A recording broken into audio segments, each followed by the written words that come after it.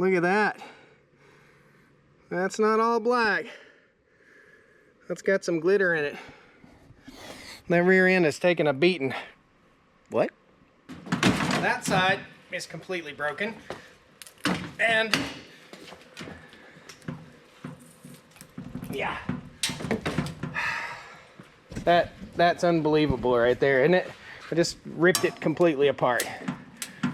Just completely busted. The weld's just completely broken.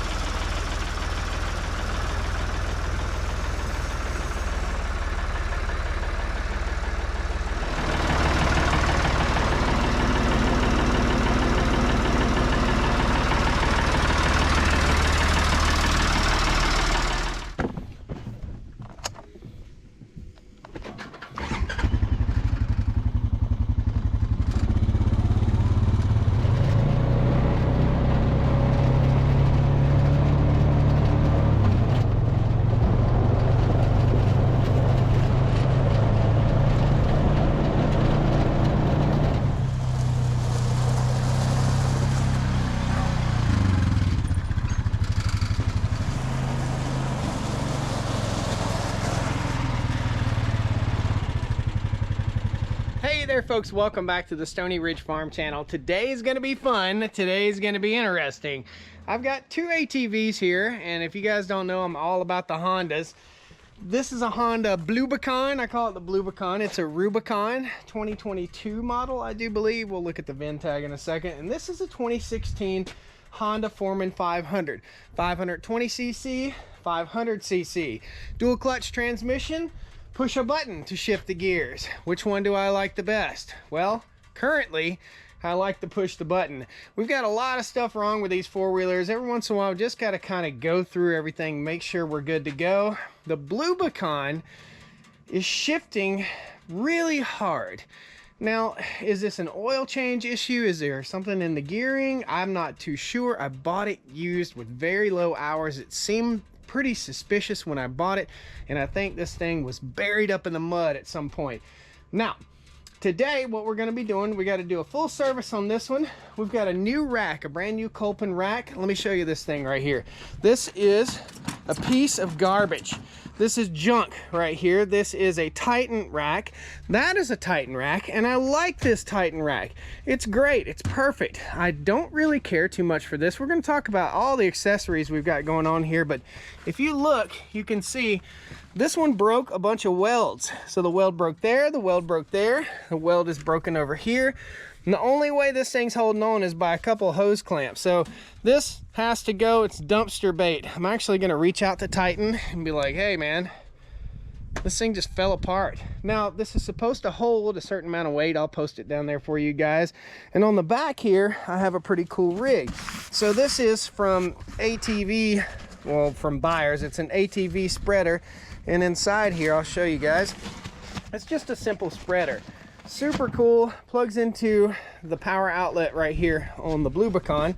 And I use this one in the wintertime to spread grass seed in behind the cows. And it's about that time of year where I'll go in and I'll spread some grass seed so the cows will trample it down in there. If you don't know, this is a 150-acre, first generation working farm. So first of all, I want to take you guys and show you what's going on with the Bluebicon. And by doing that, we're going to take the Camo Bicon. I've got a camo one too. So I bought two of these back when I was married, and therefore my wife would have one and I would have one. But this is kind of my spray rig, my summertime rig. That's my wintertime rig. This gets ran all summer. That gets ran all winter. The Bluebicon does. So first, let me hop on here and show you the way a really, really nice shifting Honda Rubicon shifts. Now forgive me guys, there may be a little bit of wind, but what you're gonna see here is the four-wheeler starts up on a dime. This one, let me just turn it off and show you guys.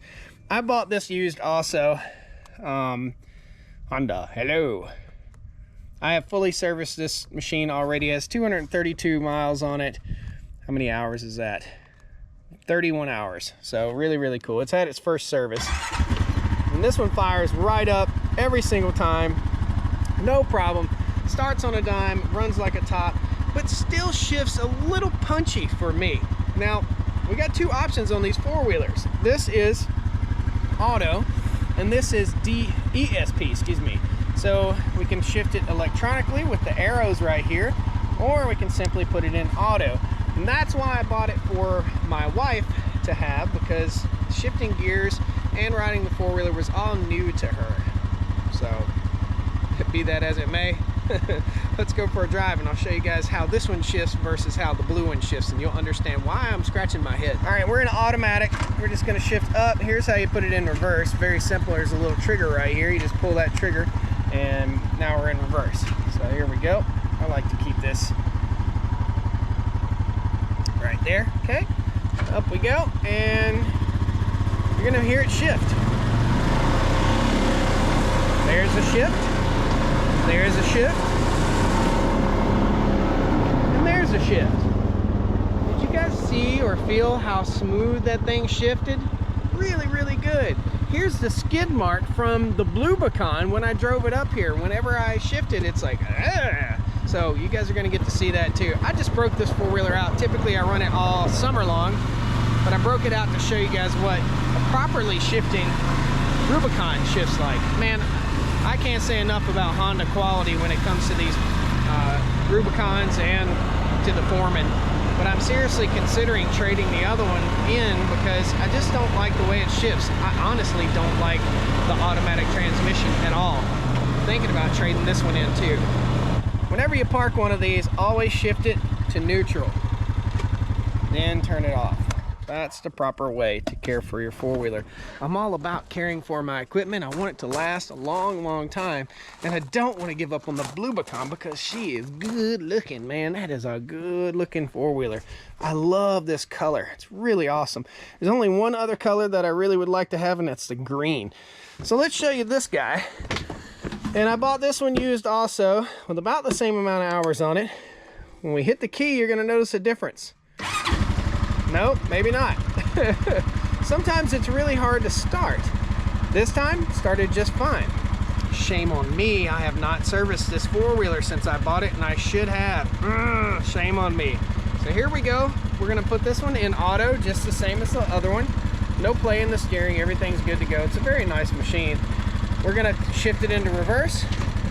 Pull that trigger back. Just like so. And maybe, you guys tell me, am I being too dang picky? Everything doesn't have to work perfectly all the time, does it? I don't know. Am I being too picky? Who knows? Okay, let's shift her into drive. Right there's D, and we're just gonna do the same route. Here we go. Feel that? There's a kick. Every time it shifts, it's really, really punchy. We'll do it again real quick.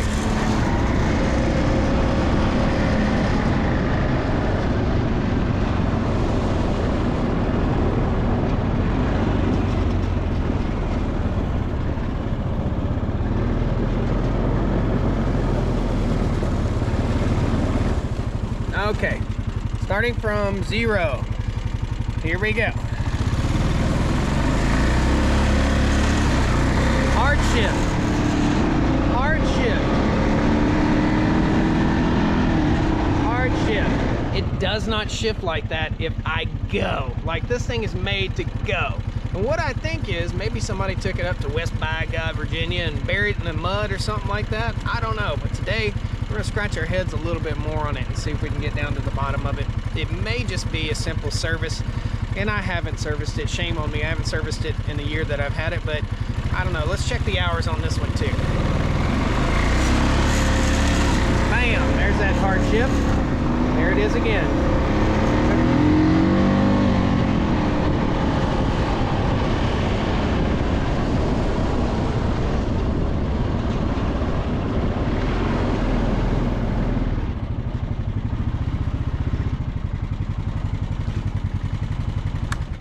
It just doesn't shift as smoothly as the other one. Now, if I didn't have the other Rubicon, would I even notice this? Maybe not. Maybe I'm being too picky. Post it in the comments. Am I being too picky? This machine right here gets the most use on the farm. This is my everyday cattle feeding machine. Every day I roll out hay to the cows with this machine all winter long. It is fantastic. What a great machine. If you are looking for a good set of ATV tires, because these are the stock tires and these are not the stock tires. I had a hard time finding any kind of video review to find a good tire to replace the stock one, and I didn't want big old meaty tires. I didn't want to tear my land up. You can see that's pretty smooth. And then that's pretty similar to the stock tire. These are the Wanda brand tires, and I'll post a link to them down in the video description for you guys. I ain't here to sell you a set of tires, but I did struggle. These are Maxxis, and they're much more expensive. Why spend more money when you get the same daggone thing, right? So let's get busy with these four-wheelers. I don't think I'm going to be able to do much tonight, but in the morning, we're going to go through both these four-wheelers and make sure everything is cool. All right, day 2. Let's get busy.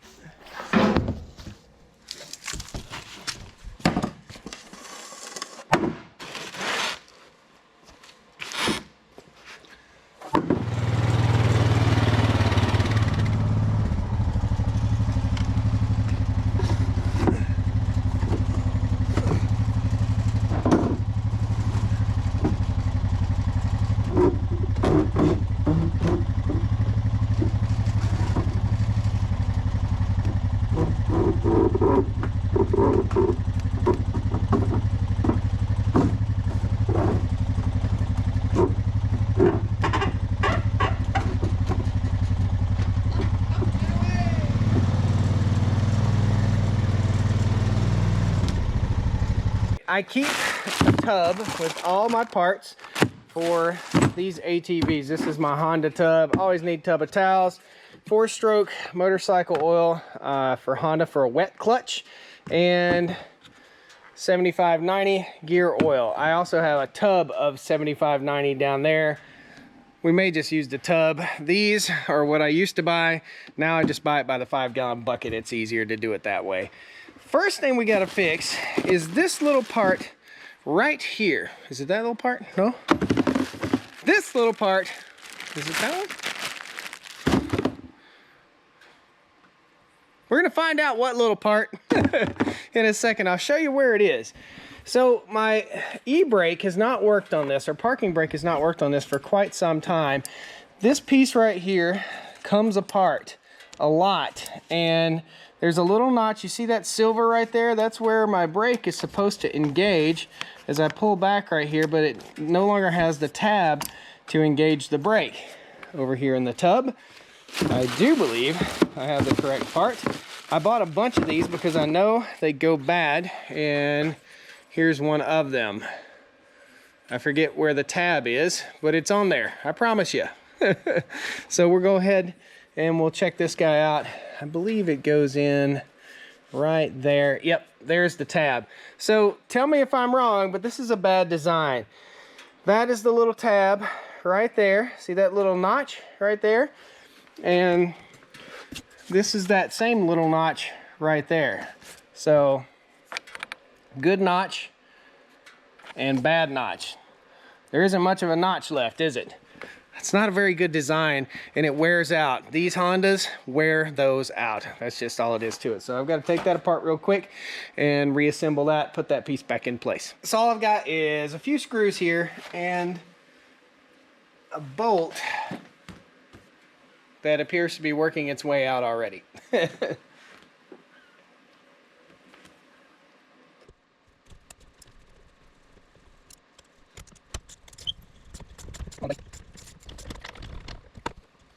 Come on, bud.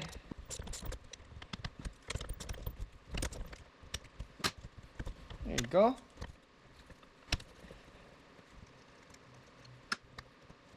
Got pieces flying everywhere. What we got going on here? There we go.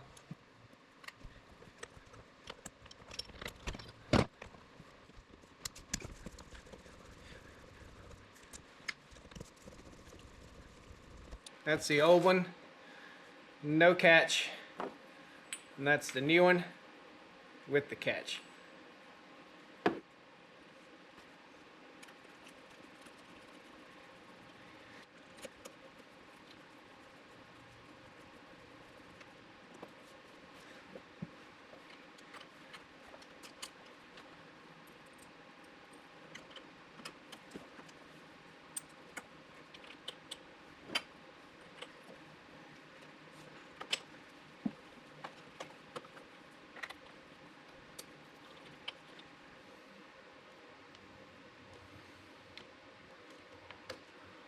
There you go. Good job.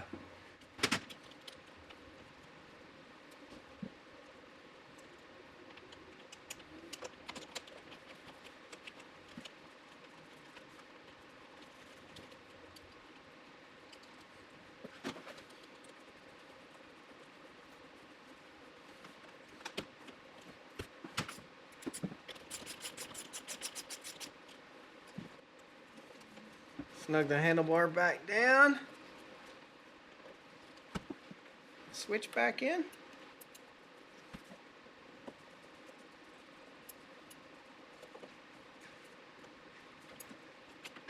All right. The final test is to make sure it goes into reverse. Yep. Good to go. Awesome. Problem 1 solved. That little piece was a pain in the butt. Now it's a pain in the garbage can. So the next step is to remove the seat and remove this fairing right here. There are a few little pops. You just pop them out. Boop. There we go.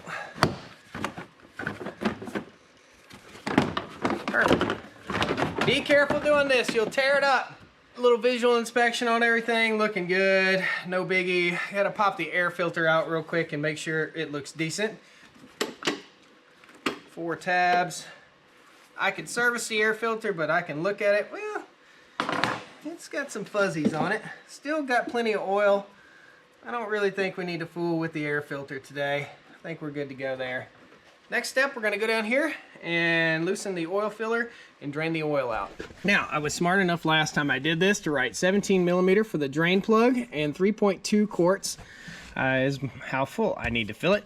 So I'm just gonna crack that open. The engine is fairly warm. We're gonna go up under here and undo the drain plug. Whilst I'm in here, I should probably get this bale of hay. There's a lot of dirt and stuff in there. Probably need to do a little pressure wash job on this thing after the service. Get all that out of there.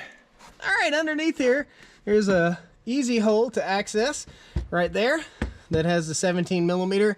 I always like to bring a paper towel down here, wipe her clean, make sure I'm not introducing any unnecessary dust. There is a risk of contaminating your oil, so you don't want to do that.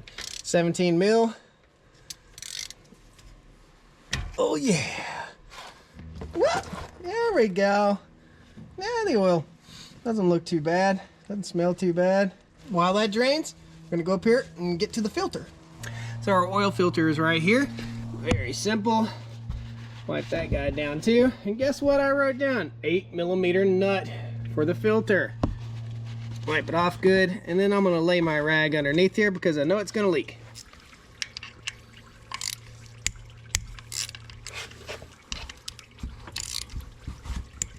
Once you've done this once, it's a breeze. 3 bolts. Here's my new filter. All right, there's the filter number. I'll post this in the video description in case you guys want it. Just pop this cover off. There is a rubber ring that you got to be careful for. There we go. And there's a spring in there also you need to be careful. The rubber O-ring goes right along here. You just want to be careful and not crush that rubber O-ring. Pop the old filter out. And give it a little look-see. Make sure we don't have any metal flakes or anything stupid in there. Looks pretty good. Our spring is still in place right there, which is nice. All right, there's a dip side and a lip side. Put the dip and the lip. The lip goes out. There we go. Stick that right there. Just like so. I'm gonna pour all this extra oil out.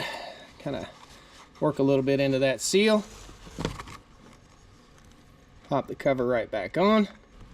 Set it in there nicely. Nice and even. If you gotta force it, it's not right. Remember that. This is gonna be your most likely point to leak, so do it right. Pay attention. Do it right. Get it sealed in there good. Snug it up. I like to start with the bottom. Fairly snug. Fairly snug. Now we'll go on and tighten.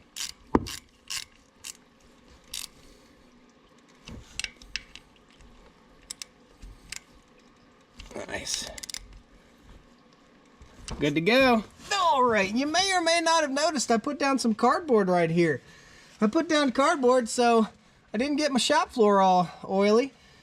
I saved my Amazon boxes and reused them to keep oil off of my shop floor. And a lot of other things. They make a great work mat. Concrete's cold. You can lay down on them. We don't need that today. We're gonna put our plug back in, snug her up. There we go. Just enough to pinch that crush washer. Wipe everything down and refill with oil. Then we're gonna go into our diff. Stoney Ridge pro tip. Your oil is designed with a cap to stay on there. If you loosen this cap, don't just pull it all the way off, just tilt it back just like that. Now, when you pour your oil, pour with this side down, not with this side down. It won't go glug, glug, glug if you pour it this way versus pouring it that way. Interesting, huh? Allow me to demonstrate. Tilt it up. Glug, glug, glug, glug. Nope. Turn that way. No glug. How about that? 3.2 quarts. Loosen. Keep the lid with it, so we don't have microplastics in our oceans. And there we go.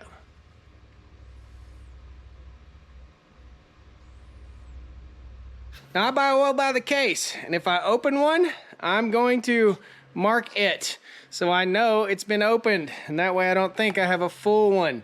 So just mark it. That way you know. Let's fire this puppy up. Contact. Let it run for a second. We're just gonna repeat this same process with the other ATV. I'm gonna show you how we drain the diff fluid real quick next. Very, very, very simple.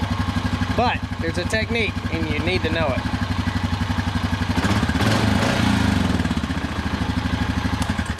Okay, we're gonna go ahead and reset the service interval light.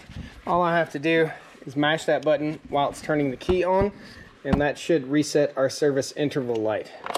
Mash that button, the little gear flashes and then goes away, and we're good to go. That was service 2. Well, this will be service 2. Service 1 is just an oil change. Service 2 is the diff and all that stuff. The major service. Let me show you guys. This is the most intimidating service pretty much, and it's super easy. There is a 17 mil fill right here.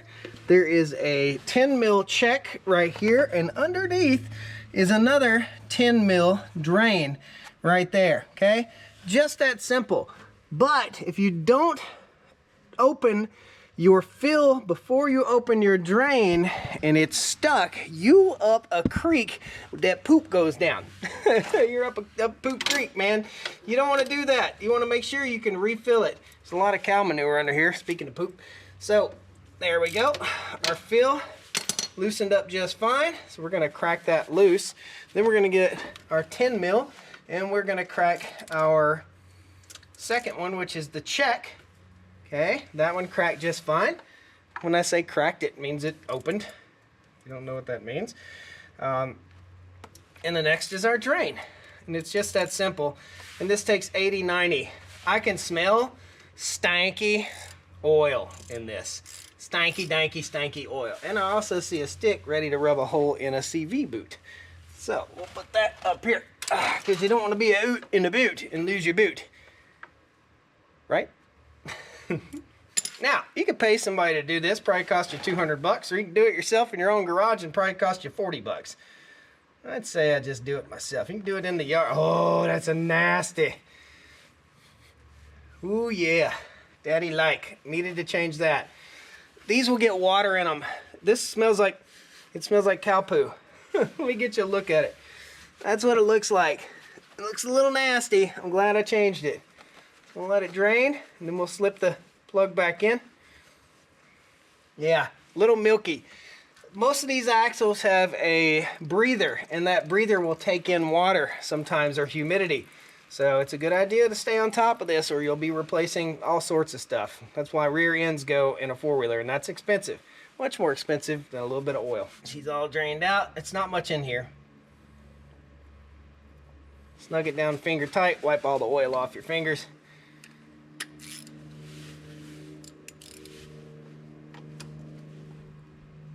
Finish tightening, and we'll give her one more little, there we go. Now we're going to take out our check bolt, wipe it nice and clean, set it in a safe place over to the side, take our fill plug out, make sure the O-ring is in place, and I'm just going to start pumping oil in. I like Lucas Oil products. This is a Lucas Oil full synthetic 75 W90. I'm a believer in synthetics. I don't know what you guys think, but I'm a firm believer in them. Oh, already full. That's it. Doesn't take much. Some chunky monkeys came out of there. Here, let me show you. So as you fill it up through the fill hole, it runs out right here when it's full. You can see it running out. I overfilled it just a little bit, but it's starting to slow down. Once in a while, a chunky monkey comes out. We don't like them chunky monkeys. we've slowed down to a very tiny drip. We'll go ahead and reinstall our check. And that says it right there, oil check bolt.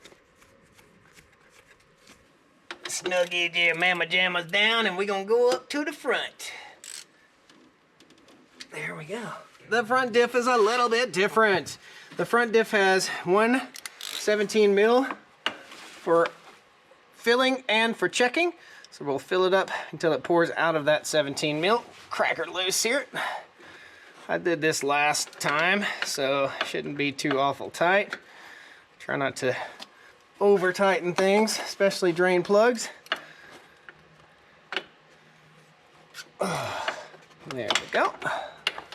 Same thing, 17, should be a 10 at the bottom. Drain her out. Lifeblood of your machines, baby. Keep that fresh oil in that dude.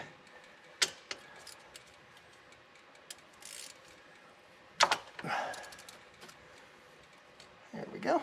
When we get done, I'm gonna take you guys outside and show you the glitter in this drain pan. Now this one looks great. The oil looks fantastic in here. But boy, that rear end did not look good.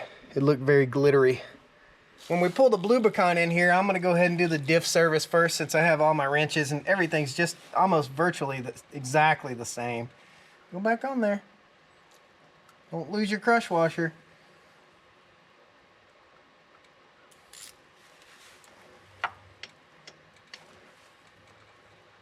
All right, nice and snug. Lucas, I am your gear oil. Here we go. A little hard to hit that spot right there. Sometimes you might want to pull that guard off, but we got a special solution for that. It's the same thing, synthetic gear oil, same stuff in this. This is called a McNaught pump. I'll post a link to it in the video description. Turn the pump on. Now we have a way to dispense our gear oil with a simple handle. Super handy tool for your farm. Pop the cap. Reach in here. Fill her up. Whoopsie. Reach in here and make a mess.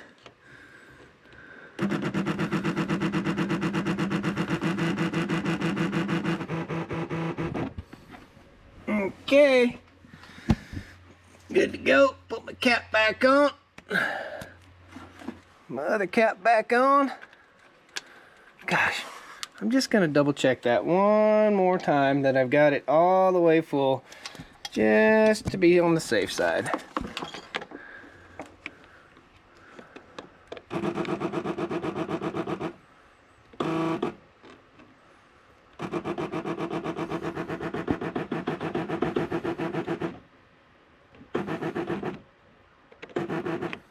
Now I can see it.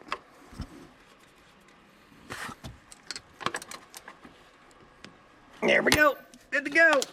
That's called the McNaught BOP. It's a rechargeable battery system. Really, really cool. Screws right into any oil 5-gallon bucket right there. That's a McNaught BOP, B-O-P. Ready to go. Oh, let's take this out. Show you guys the glitter party. Look at that. That's not all black. That's got some glitter in it. That rear end is taking a beating. What?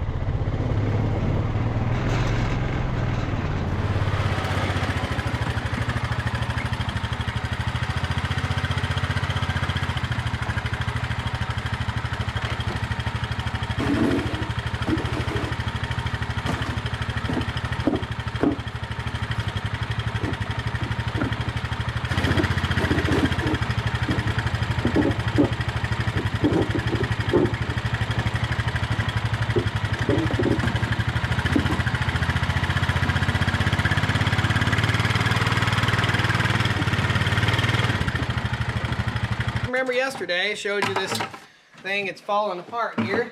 So we're basically just gonna empty the basket out, remove the basket, then we'll do our diff service, then we'll build the new basket, put it on, then we'll change the oil.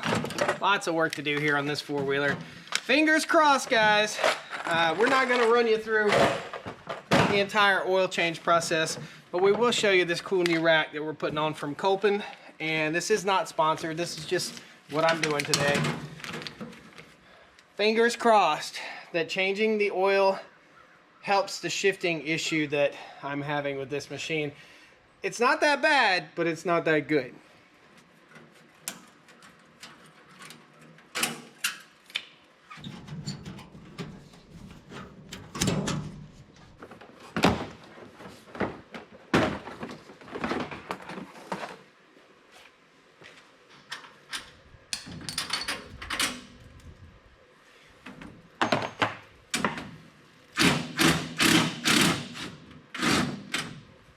Really? You're gonna be like that? Is it gonna be like that? Just for giggles, let's just see how close this thing was to falling completely off the back of the four-wheeler. Well, that side is completely broken. And yeah. That's unbelievable right there, isn't it? I just ripped it completely apart. Just completely busted. The weld's just completely broken. This is, again, Titan Attachments brand. Junk. It's just coming apart. These welds in no way could have held.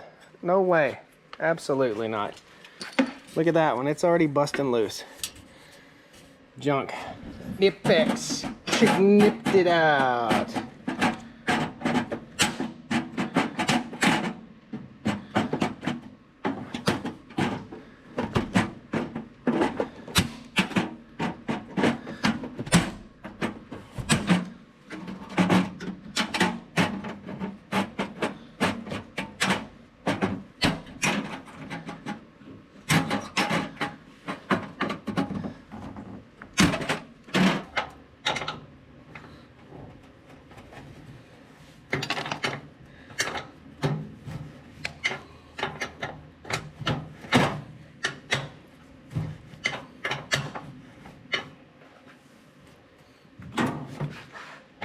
Get a bite.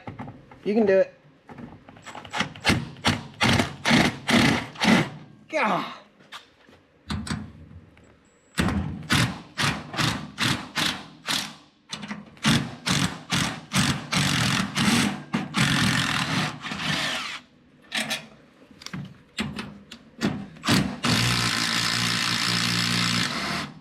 There we go. Broke her off good.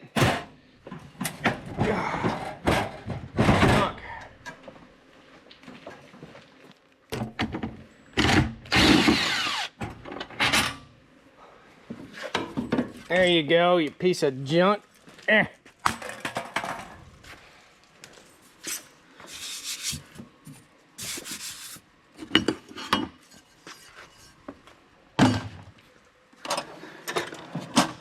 File. Where's the files? Where are the files?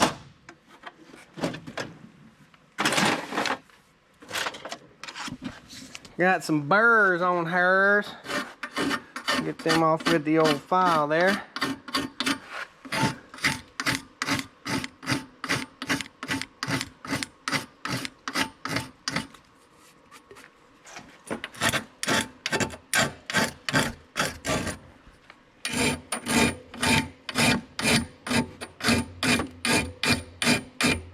Need a better file. That file sucks. Got a file worth of crap in here, buddy? Abrasives and grinding tools, hoagies and grinders, navy beans. I see you. There you are, little buddy.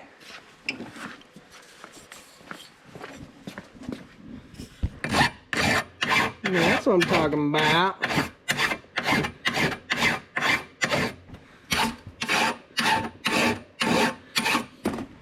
Next time you see somebody going with a file, smack them in the mouth. Don't use a file like that. You ruin a file like that. You only cut one direction. It's designed to cut one direction. That's it. Don't go. Do that. That's the way a file is designed to be used.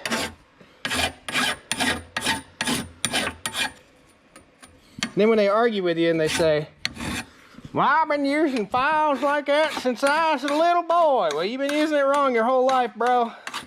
You're using the file wrong. You're ruining your file. Well, these files never last. I wonder why. All right, no more Grumpy Josh. We're gonna go ahead and we're gonna change the fluid in this ATV. I have no idea. I bought this used, so I'm really curious if it was buried up in the water. I did see that the rear diff has some silicone on it, which tells me somebody has been into it. Why would anybody have been into a differential on a ATV with 100 hours on it? And that's about how many hours this thing had on it when I bought it. So I'm a little confused. This does look exactly the same as the Honda Foreman. So a 17 and a 10. And this one's much cleaner. No cow poopy on this. Big gorilla. Big gorilla. Put that on. No, it's not too bad. Let's see what it looks like. What do you guys think? Was this thing abused? And I bought it abused? We'll know in just a second.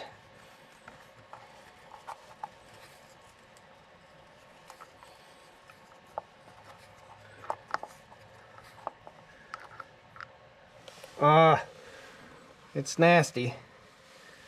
It's milky too. That's not what you want your diff fluid to look like. I guess he didn't bring a towel down here. It doesn't smell too much like fart. We'll see. I don't see any metal pieces, but it most certainly needed to be changed. It was just in the bottom. It looks better in the top. That's odd. Very watery. Not like gear oil. It's almost like motor oil. We're gonna fix this four-wheeler today. Yeah! Oh, telltale. I think this has a magnet on the end. No, it's okay. There's no metal in there or anything. I think we're just fine. My guess is it hadn't been changed since new. That's okay. There we go. Basically, the front diff and rear diff are nearly identical on this machine. It's a independent rear suspension versus a solid axle like the other one. You guys don't need to see all this. I'm going to finish that up, drain the oil, and then we're going to put that new rack on.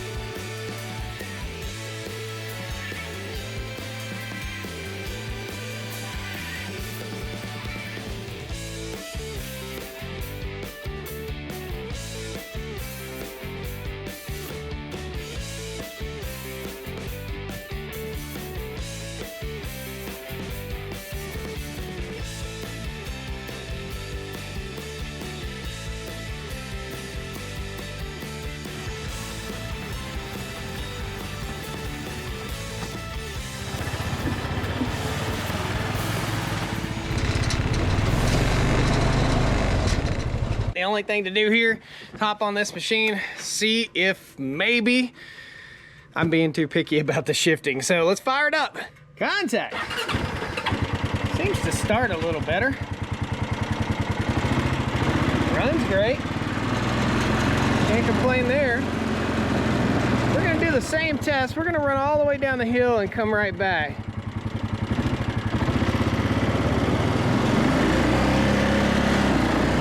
Still shifts. Gosh.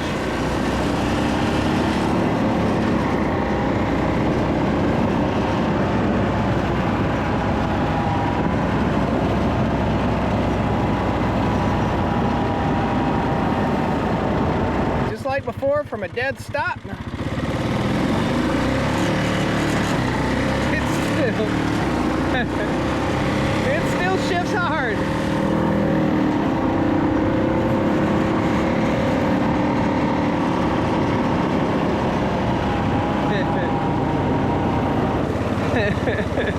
It seems to do okay. It's shifting okay, but it's just not as smooth as the Camo one. It's just not as smooth. I don't know. Any of you guys have one of these Honda Rubicons?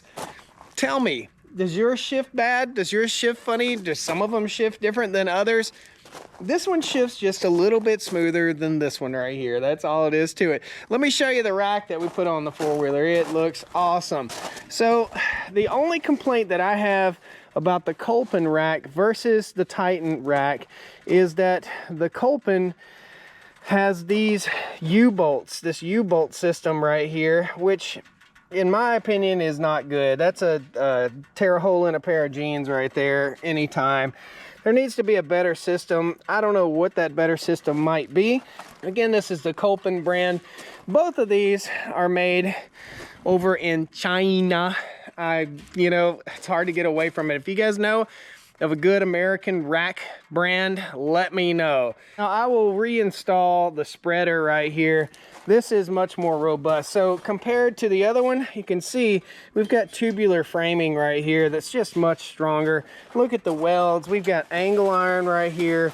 It's just much, much stronger. Let's go over and look at this piece of junk. Here's part of it. And the material is just, it's just not made of anything. You guys can see where those welds broke. That weld broke. These welds just broke right out. Just listen to it hit the ground. It's just not as good a material. Now the basket held up just fine, but where the rack mounts up to the ATV is the problem. So I don't know, will we be able to reuse this basket? I'm not sure. Who knows? But I'll tell you what, I won't buy another one. I don't know. I do have a Titan rack on the front. I'm not bashing Titan. I'm bashing that rack. It just didn't hold up, where I know this one is gonna hold up great. Guys, we'll see you next time on the Stoney Ridge Farm. I've got a pile of work to do. Spring is in the air. It's awesome. I can't wait. Green grass. We got to go feed these cows some hay. I'm dropping 50 bucks a day. No, 100 bucks a day into the cow pasture. That ain't good. We got to fix that. Take care, guys. Let's get some green grass. See you next time. Woo! Let's see how much oil I can spill. There we go. Fall down, dummy. Can't see anything. Once in a while, a chunky monkey comes out. We don't like them chunky monkeys. Gotta get that poop, poop, poop. Lucas, I am your gear oil. These here files never last. They suck. Yeah, you suck. What's the matter with your seal? Really? Oh, man.